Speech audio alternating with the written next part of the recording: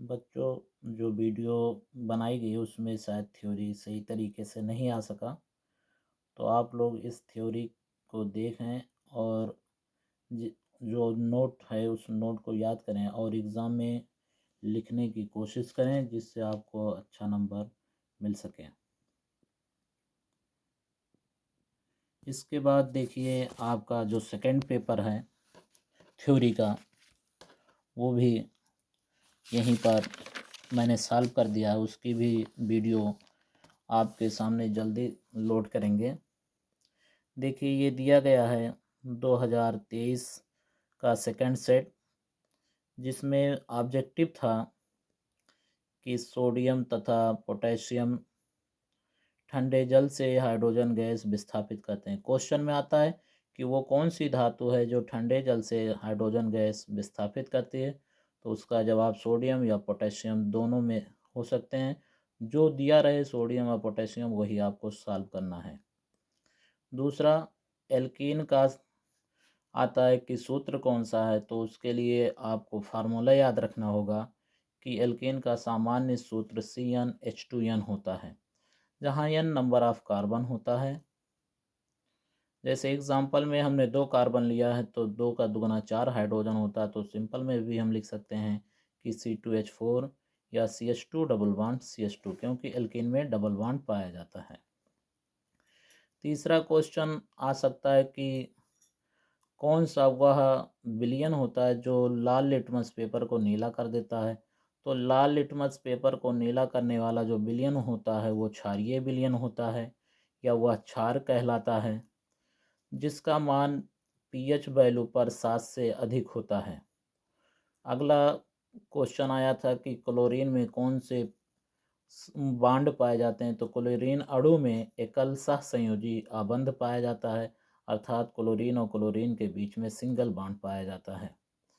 अगला क्वेश्चन था कि जल को जीवाणु रहित बनाने में कौन सा पदार्थ उपयोगी होता है, तो जल को जीवाणु रहित बनाने में विरंजक चूर्ण का उपयोग किया जाता है, जिसका रासायनिक नाम कैल्शियम हाइपोक्लोराइड और सूत्र कैल्शियम क्लोराइड कैल्शियम ऑक्सीक्लोराइड होता है, या कैल्शियम हाइपोक्लोराइड और उसका जो सूत्र है CaOCl2 होता है। अगला क्वेश्चन है कि वह कौन सी अभिक्रिया होती है जिसमें आयनों के विनिमय से नए यौगिक बनते हैं, तो उस अभिक्रिया को उभय अपघटन या द्विविस्थापन अभिक्रिया कहते हैं। दोस्तों देखिए अगले पेज पर क्वेश्चन दिया गया है कि निम्नलिखित यौगिकों की संरचना सूत्र बनाइए। जैसे प्रोपेनल, तो प्रोप माने 3 होता है और अल का मतलब होता है एल्डिहाइड, जिसका सूत्र ये है। इसको हम वीडियो पर भी आपको एक्सप्लेन करेंगे, लेकिन कम से कम आपके पास नोट होगा तो आप उसको पढ़ सकते हैं। इस नोट को पढ़ें और एग्ज़ाम में इससे फ़ायदा लें। दूसरा है 2 मेथिल पेंटोनोइक एसिड। 2 जो है 2 मेथिल, ये साइड चेन में जाएगा और पेंट माने 5 होता है और एन का मतलब सिंगल बॉन्ड, ओइक एसिड का मतलब कार्बोक्सिलिक एसिड। प्रोपीन में 3 कार्बन, इन का मतलब डबल बॉन्ड। 2 मेथिल ब्यूटेनॉल का स्ट्रक्चर जो डी वाला दिया है, इसमें देखिए 2 मेथिल और ब्यूटेनॉल, ऑल का मतलब एल्कोहल, यानी OH समूह लगेगा। नेक्स्ट पेज पर देखिए रासायनिक अभिक्रियाओं को संतुलित करना है। कह रहा था इसमें दिया गया है कि जो प्लास्टर ऑफ पेरिस है उससे आपको जिप्सम कैसे बनाएंगे। जो प्लास्टर ऑफ पेरिस में का जो फार्मूला होता है CaSO4 calcium sulphate into half water, अगर उसमें हम 3/2 वाटर जोड़ दें तो जिप्सम प्राप्त होगा, जिसका फार्मूला होता है CaSO4 इंटू 2 वाटर। फिर अगला दिया गया है कि हाइड्रोजन और क्लोरीन क्रिया करके कौन सा पदार्थ बनाते हैं, तो वो हाइड्रोजन क्लोराइड बनाते हैं। नेक्स्ट, जिंक कार्बोनेट का अगर हम उसमें वियोजन करते हैं तो जिंक ऑक्साइड और कार्बन डाइऑक्साइड प्राप्त होता है। इसी प्रकार से अगर हम मैग्नीशियम और हाइड्रोजन क्लोराइड की क्रिया कराएं तो मैग्नीशियम क्लोराइड और हाइड्रोजन गैस विस्थापित होती है। और बेरियम क्लोराइड और हाइड्रोजन बेरियम क्लोराइड और सल्फ्यूरिक एसिड की क्रिया कराने से बेरियम सल्फेट प्राप्त होता है और हाइड्रोजन क्लोराइड प्राप्त होता है। और लास्ट वाला देखिए, सिल्वर नाइट्रेट जब सोडियम आयोडाइड से क्रिया करता है तो सिल्वर आयोडाइड और सोडियम नाइट्रेट प्राप्त होता है। पहली वाली रिएक्शन जो है वो संगुणित या जिप्सम बनाने की विधि कहलाती है। दूसरा एडिशन रिएक्शन या कह सकते हैं संकलन अभिक्रिया में आता है। सी वाली जो अभिक्रिया है वो वियोजन अभिक्रिया, उसमें वियोजन के अंतर्गत आती है। डी वाली अभिक्रिया जो है वो विस्थापन अभिक्रिया है। ई जो है वो द्विविस्थापन अभिक्रिया का एग्जाम्पल है। और जो एफ है वो भी दो विस्थापन अभिक्रिया का एग्जाम्पल है। अगला देखिए, आपसे पूछा गया है कि वियोजन अभिक्रिया किसे कहते हैं। तो वियोजन अभिक्रिया वे रासायनिक अभिक्रिया होती हैं जिसमें एकल यौगिक टूटकर अपने अवयवी तत्वों या छोटे छोटे सरल यौगिक बनाते हैं, तो ऐसे अभिक्रिया को वियोजन अभिक्रिया कहते हैं।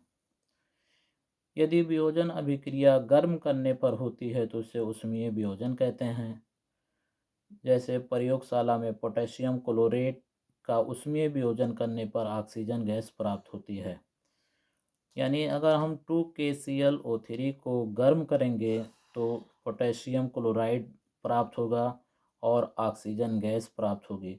प्रयोगशाला में ऑक्सीजन गैस प्राप्त करने की ये सबसे सरल व उत्तम विधि मानी जाती है। नेक्स्ट, आपसे पूछा जाता है कि संक्षारण क्या होता है। तो वातावरण में जो नमी होती है और वातावरण में जो वायु होती है, अगर वो किसी धातु के संपर्क में आती है तो उस धातु पर एक परत बना देता है जिससे उस धातु का क्षय होने लगता है, तो उसी को हम धातु का संक्षारण कहते हैं।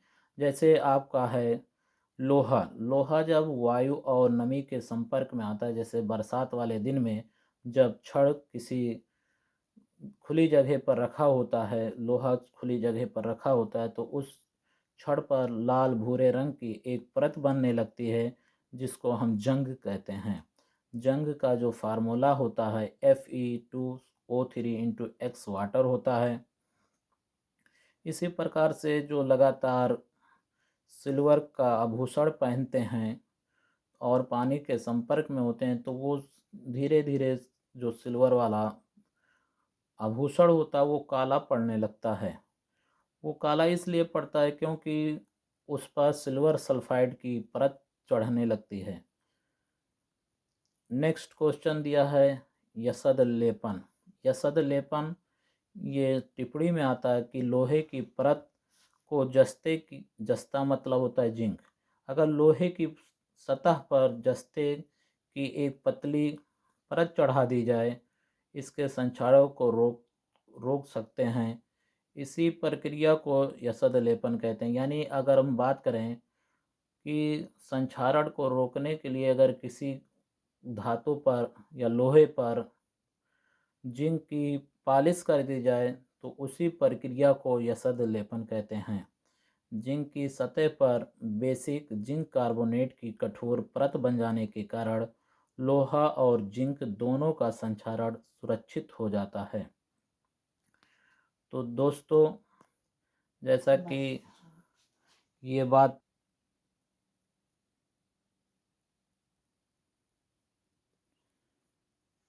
बच्चों, जैसा कि आपने देखा कि ये पेपर हमने बड़ी मेहनत से सॉल्व किया है और आप लोगों के फ़ायदे के लिए ये चीज़ किया गया है।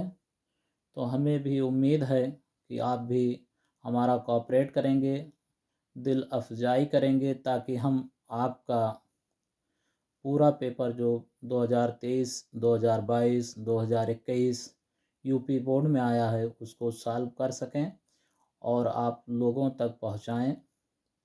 और आइंदा आने वाले दिनों में जब आप किसी भी क्लास में हों, 9th, 10th, 11th, 12th, तो उसमें आपको ज़्यादा से ज़्यादा फ़ायदा मिल सके।